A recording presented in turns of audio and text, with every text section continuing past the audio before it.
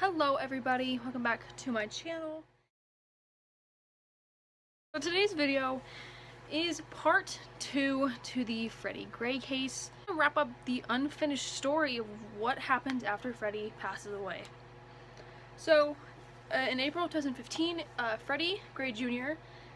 had his life taken by police like a few days after he was arrested by them.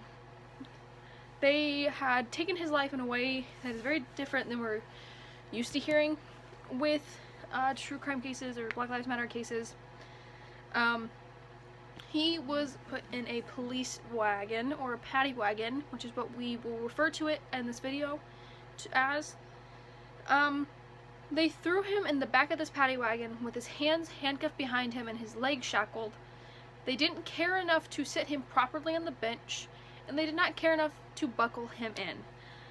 So Freddie suffered a very traumatic spine and head injury, and we covered in the last video for Freddie that they show up to the police station and notice that Freddie is not breathing. He's got the foam coming out of his mouth, he smells like feces. So they take Freddie to the hospital immediately after seeing this. Freddie arrives to the hospital in critical condition. Like, his spine was 80% severed at the neck by this injury. The other man that was in the paddy wagon with Freddie has come forward and told police that Freddie was placed in, that when Freddie was placed inside the van, Freddie could talk and make noises, and when he left the van, Freddie could not talk and he wasn't breathing, he couldn't breathe. So we know that Freddie passed away due to these injuries.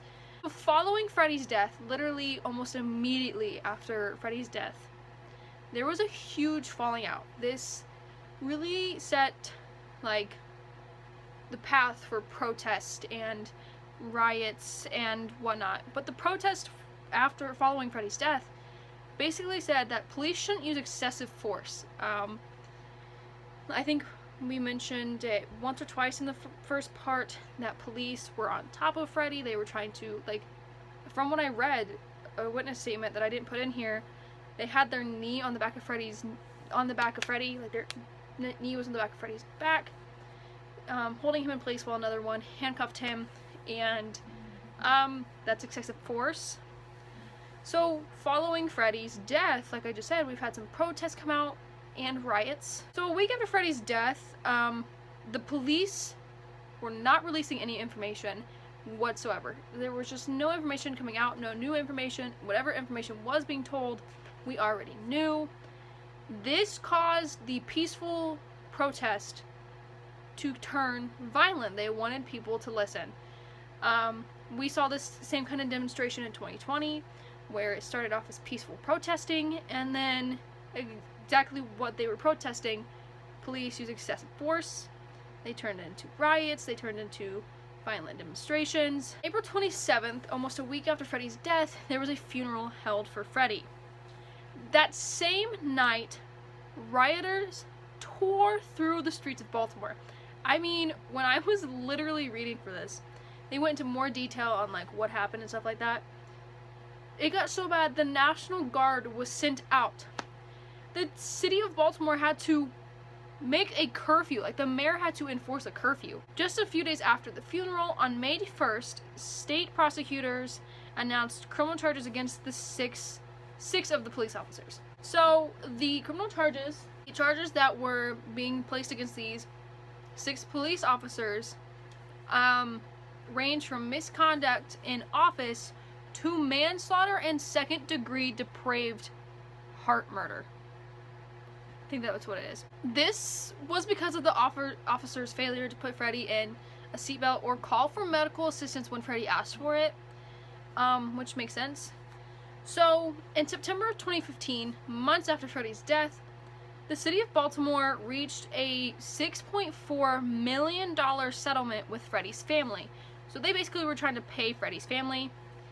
And by the way, the cases against these 6 police officers ended up failing in court. One of them ended up in a mistrial, 3 of them were acquittals, and then the other to the charges were dropped. Now we're kind of getting into witness statements and basically what witnesses saw, how they saw it, what they saw.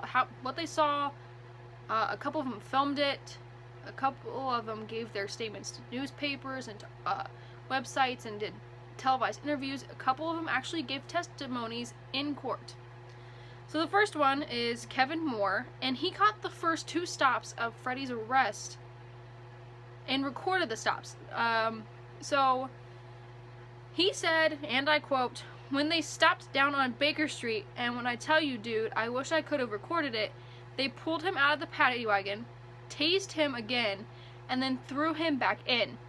He later clarified, Kevin later clarified, they lift him up, wet noodle, throw him in the back of the paddy wagon. So basically Kevin is saying that they stopped, pulled Freddie out of the paddy wagon, tased him, picked him up, and he looked like a wet noodle. You ever see wet noodle, how it's floppy? He literally said it was like a wet noodle, and threw him in the back of the wagon. They did not care for Freddie's well-being at all. So police then asked Kevin, head first or feet first or head first? And Kevin responded with head first.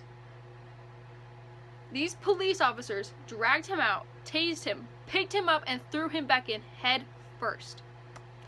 Now, I will say this before I read what Kevin then said. I think it was mentioned in part 1. It will be mentioned again in part 2 of this video. Freddie sustained his injury between stop 2, which is the stop we're getting ready to read, and when they stopped at the police station. He sustained his injury somewhere in there.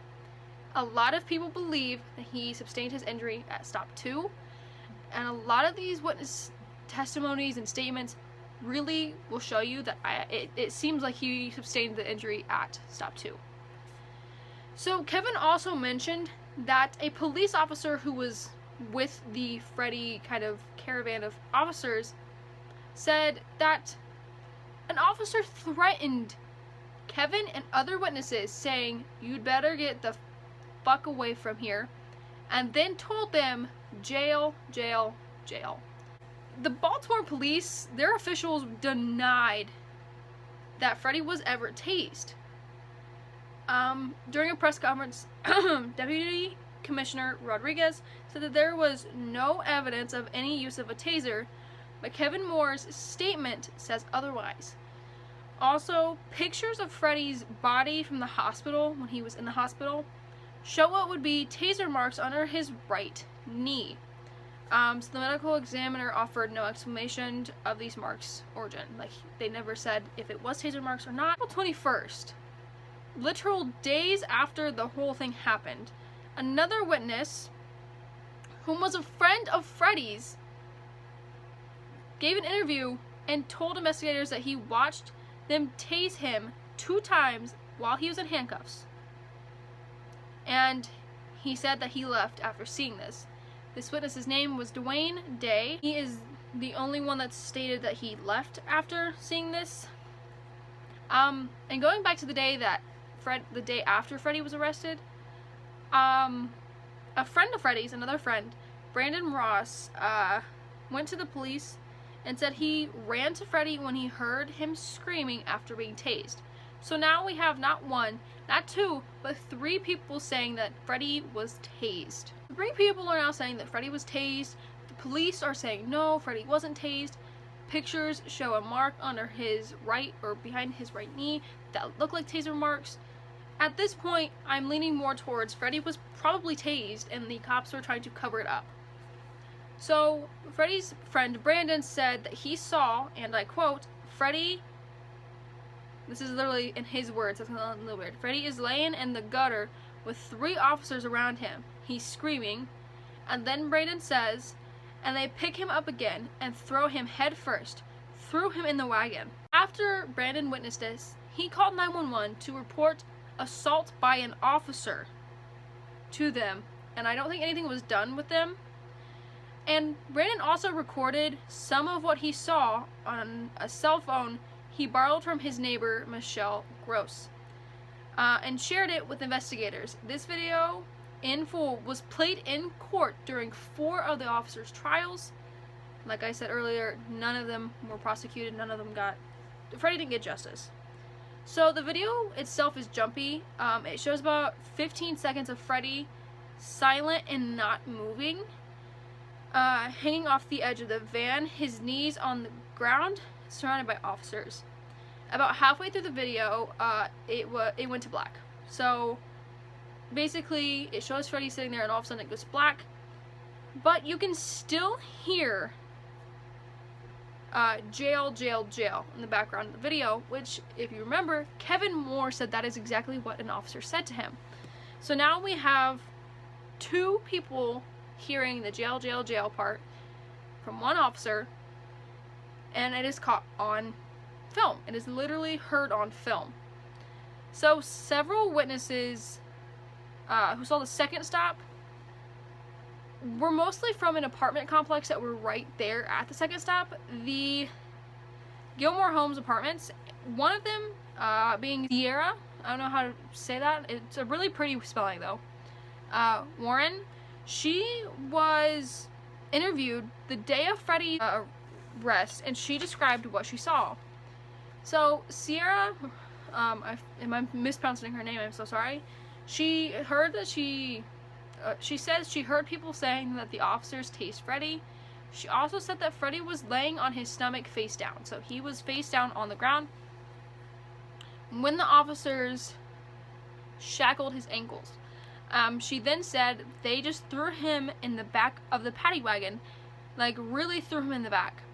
She repeated this a few times, calling it aggressive. She also heard an officer threaten to tase a witness. So now we have an officer threatening numerous witnesses to get the fuck away from this whole situation. Now we have another officer threatening to tase witnesses.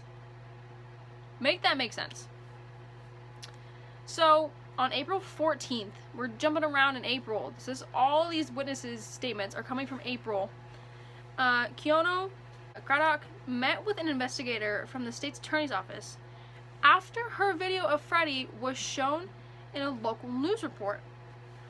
She said she had returned to her house after the first stop, heard more yelling, and went outside. Like, she looked back outside.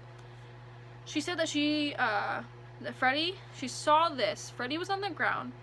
They had picked him up and thrown him in the paddy wagon face down. She then said when they threw him in that paddy wagon, he looked limp. He wasn't screaming no more either.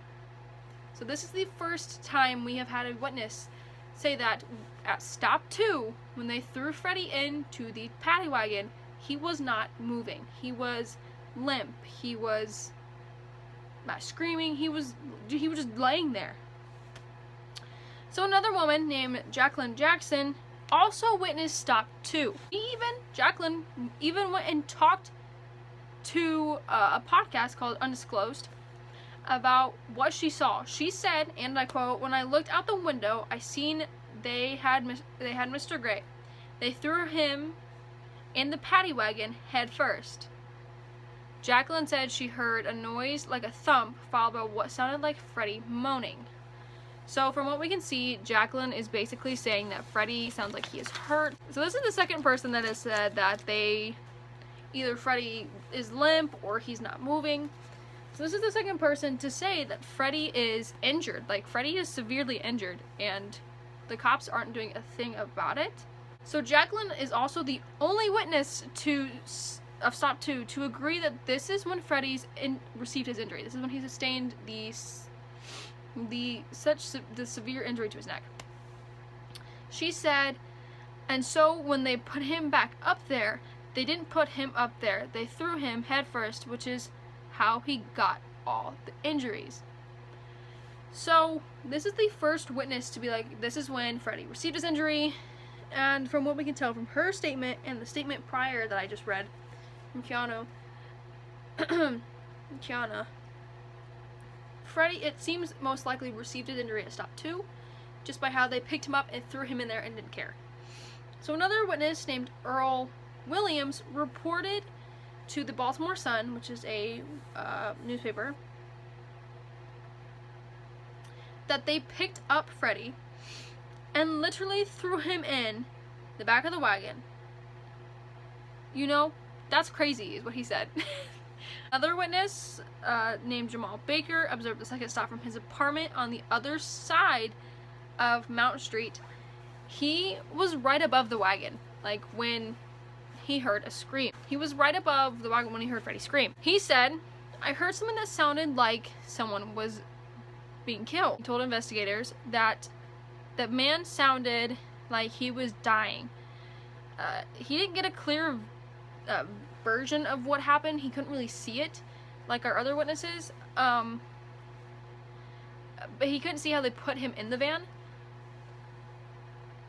like the other, but he did say they're like picking him up off the ground and throwing him, like putting him in the wagon. So he's basically got the same kind of statement that the other witnesses do, that they picked Freddie up and they threw him. Like, that's what he could see.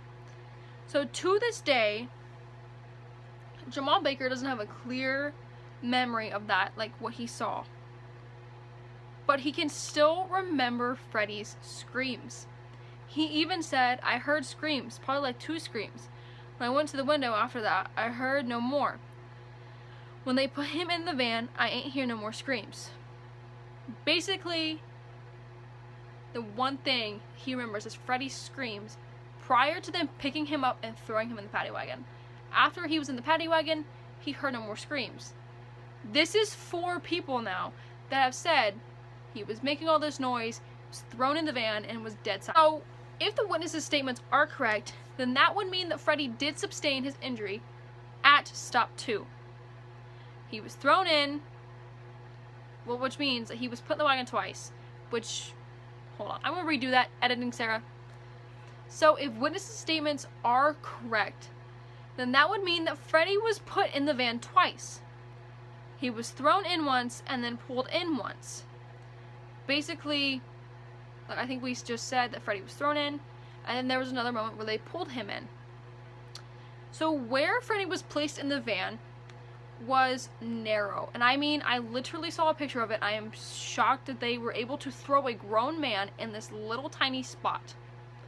The floor measured 19 inches across.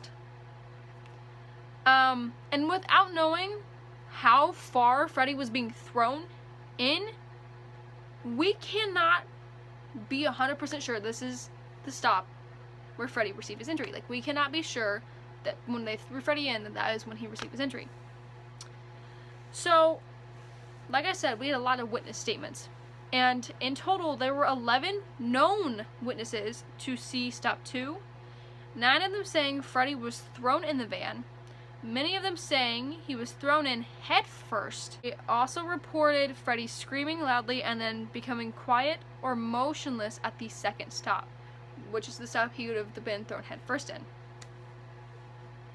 2 of the witnesses testified in court, but they were never asked about Freddie being thrown in head first. Basically, they were like, "Hey, we're gonna let you testify in court, but please don't ask questions about Freddie being thrown in head first." In court, the prosecution's case was that Freddie was still alive and well at stop 2, which is very true that Freddie was alive and well at stop 2 because people saw him alive and well at stop 2 until they threw him in head first. Based on the autopsy report to support their claim. So they used the autopsy of Freddie Gray to support their claim. The prosecution also actively and vehemently denied claims that Freddie received his injury during the first 2 stops and the 4 trials that happened. Okay, so stop 2 from the officer's point of view is how I'm about to say it. So the officer said that at stop 2, when they put Freddie in the van, that he got up and started banging, yelling, and shaking the van back and forth, all the while being shackled at the hands and the feet. You're telling me you threw a guy in there, belly first, with his hands behind his back and his feet shackled. He got up and started shaking the van back and forth, hitting his head and yelling. The hitting his head and yelling part, I understand that, but how's he going to get up and start shaking the van back and forth? There's just no way. So, but by the time the officers were in court, they changed their stories from what they had originally said. Their stories were not consistent, and none of them included what was seen in the videos of Freddie's motionless body. So they never mentioned Freddie's motionless body hanging out of the paddy wagon. The first day, their statements were very contradicting and even confusing about how they put Freddie in the van. So Lieutenant Rice, his story, he literally said this: "We lifted him up and actually put him back up into the wagon." Weird, considering that the evidence and people's testimonies and witness statements say otherwise. Officer Nero, who was one of the arresting officers, said that all the officers worked together to push Freddie in the van. Officer Miller, another arresting officer, believed that Lieutenant Rice pulled him in by himself. Pulled Freddie in by himself into the wagon. A grown man, dead weight, like you're telling me one guy did that. Oh, okay. So meanwhile, another officer couldn't even remember if he got out of his police vehicle to help them put Freddie into the paddy wagon. So, Officer Porter, who was interviewed a few days after Freddie's death, struggled with remembering whether Freddie was pushed or pulled in the wagon, and by whom. He could only really remember it was a skinny white guy. He then changed his story mid-interview, by the way. Like, he changed it real quick mid-interview. So, Rice's account of Freddie's arrest differed the most from everybody else's. He said Freddie was shaking the van throughout stops 1 and 2, whereas Officer Miller only mentions it at stop 2. So, Rice's account was the most important because the van shaking story became kind of a big part of Freddie's case. The shaking, which only Rice mentions numerous times in his statement, is included in the autopsy by evidence supporting by Freddie's body that it only happens during stop 1 and 2.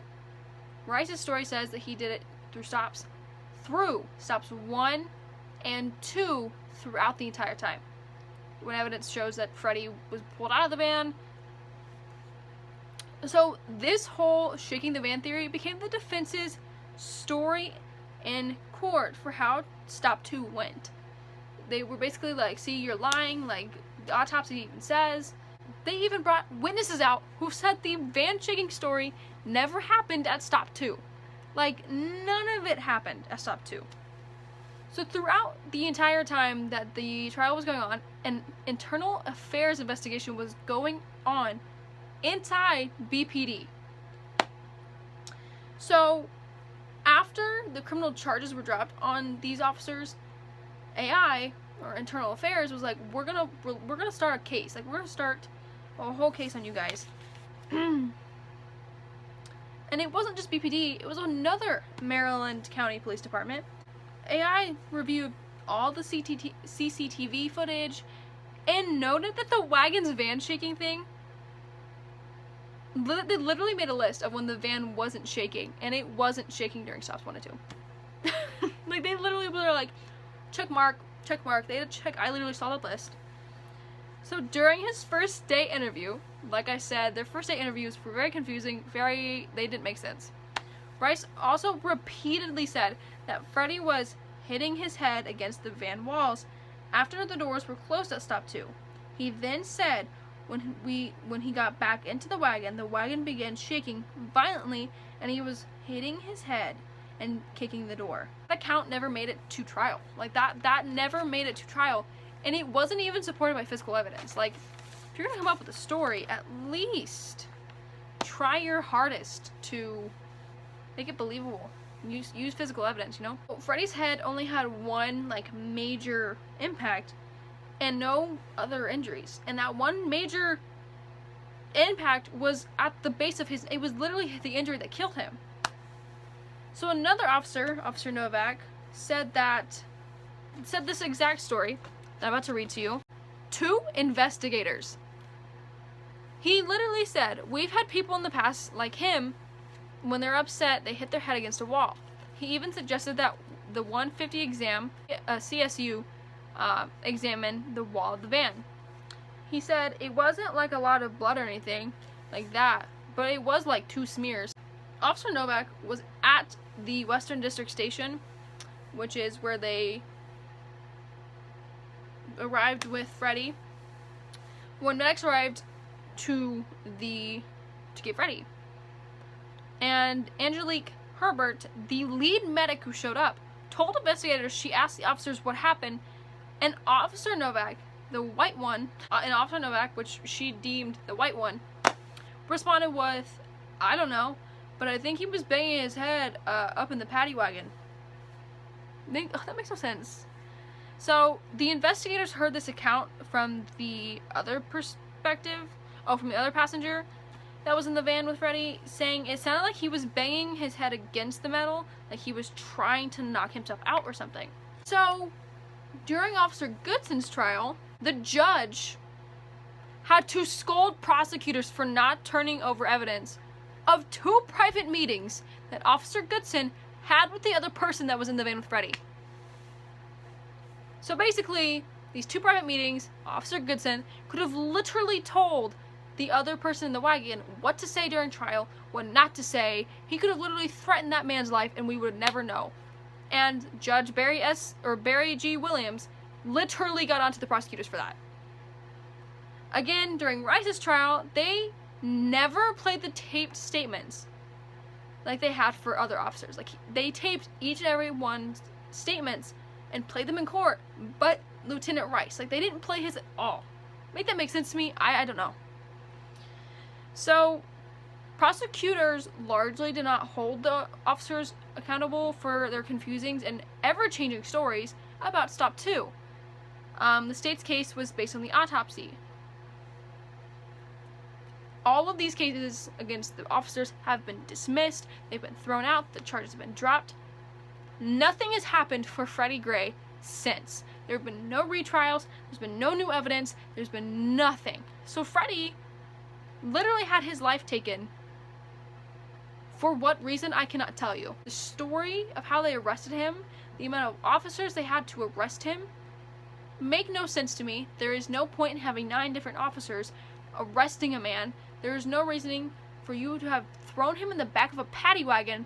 There's literally no reason for you to have tased him, dragged him out, tased him again, threw him in head first, and not picked him up and buckled him in. Like, it's not that hard.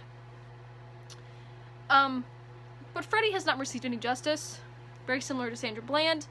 He has been dead for, what, 5, 6, 7 years now. It's just, to me, not fair that he's been gone 8 years.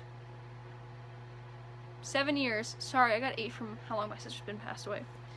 He's been gone 7 years and nothing has been done. So if there is a change.org down below, I will 110% link down below. Help Freddie's family out. He deserves justice just as much as Sandra, just as much as any other black person whose lives were taken from them. So please, if it is in the description box below, go check it out, and I will see you guys in the next video. So peace. Love you guys.